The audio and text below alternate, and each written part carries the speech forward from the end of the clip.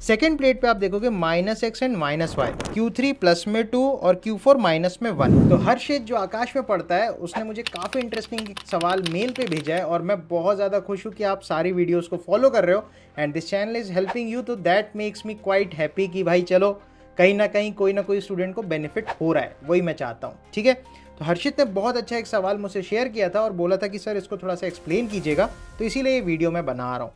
तो इस सवाल में बेसिकली हमें बोल रहा है कि for the given arrangement of 4 large parallel conducting plates, net charges on the plates A B C and D are Q1 Q2 Q3 and Q4 respectively. तो कॉलम में ऐसे दिया है चार्जेस और अपन को मैच कराना है कि किस प्लेट पे कितना चार्ज होगा।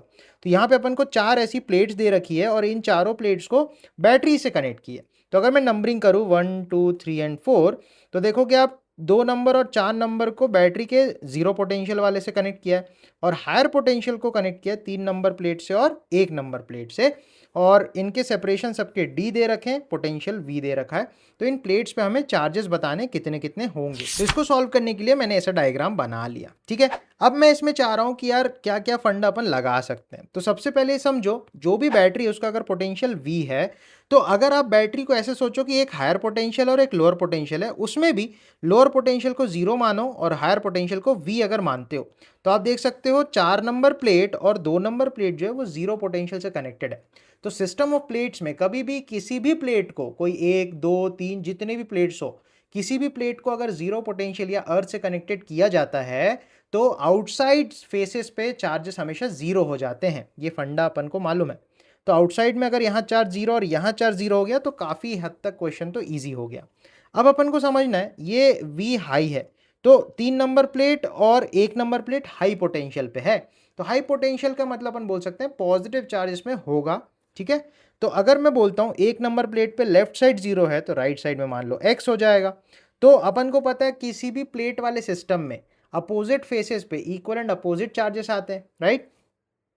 तो अगर इस साइड में x होगा तो इस साइड में -x आना चाहिए, तो यहाँ पे -x कर लो। अब समझते हैं 2 नंबर प्लेट देखो 0 पोटेंशियल से कनेक्टेड है, तो अब अपन को ये पता लगाना है कि दूसरी तरफ कितना है। तो मुझे कुछ यहाँ समझ नहीं आ रहा तो मैं अननोन मान लेता हूँ।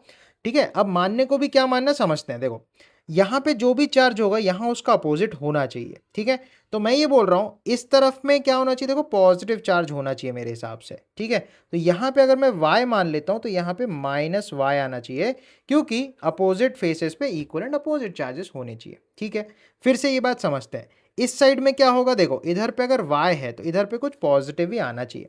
तो इधर पे मैंने z मान लिया तो अपोजिट साइड में -z चार्ज आना चाहिए। माइनस इसलिए भी जस्टिफाई हो रहा है क्योंकि ये लोअर पोटेंशियल वाली प्लेट से कनेक्टेड है। ठीक है, तो पहले हमने ऐसे चार्जेस बता दिए। अब अपन को इन प्लेट्स के बीच में ना इलेक्ट्रिक फील्ड्स बतानी है कि कैसे कैसे लग रही होंगी। तो सबसे पहले आप सोचो प्लस से माइनस फील्ड जाती है तो यहाँ पे सपोज कुछ E1 फील्ड आएगी। नेक्स्ट ये प्लस में ये माइनस में, मतलब यहाँ पे जो फील्ड आएगी वो इस डायरेक्शन में आएगी, सपोज E2। देन अगेन यहाँ पे फील्ड आएगी E3 जो कि राइट साइड में ही होगी। अच्छा, electric field due to plates में अपन क्या लिखते हैं समझो। यहाँ पे ये एक शीट बन गई, यहाँ पे ये एक शीट बन गई, तो 2 शीट की वजह से यहाँ पे नेट फील्ड आएगी। बाकी आप देखो बाहर में चार्जेस 0 0 हो रहे हैं तो उनकी वजह से यहाँ पे फील्ड कैंसिल आउट हो जाएंगी। ठीक है, जैसे आप सोचो ना -y की वजह से यहाँ पे इधर आएगा, +y की वजह से आप सोचोगे इधर आएगा तो वो कैंसिल कर जाएंगे। सिमिलरली +z की वजह से इधर आएगा, -z की वजह से इधर आएगा तो कैंसिल हो जाएगी। तो 2 प्लेट्स के बीच में जो भी फील्ड होगी वो इन चार्जेस की वजह से ही होगी। अब देखो ये एक्स साइड वाला जो भी चार्ज है, इस फेस पे जो भी चार्ज है वो राइट में फील्ड बनाएगा, और ये जो -x वाला फेस है उसमें भी राइट में ही फील्ड आएगी। तो शीट की वजह से जो फील्ड होती है वो होती है σ/2ε0। इसका डबल कर दोगे तो σ/ε0 बन जाएगा। तो इस आइडिया से अगर मैं E1 को लिखूंगा तो ये बन जाएगा सिग्मा, मतलब x/एरिया अपॉन में ε0, ये E1 आ जाएगा। इसी तरीके से E2 लिखोगे तो ये बन जाएगा y/a ε0।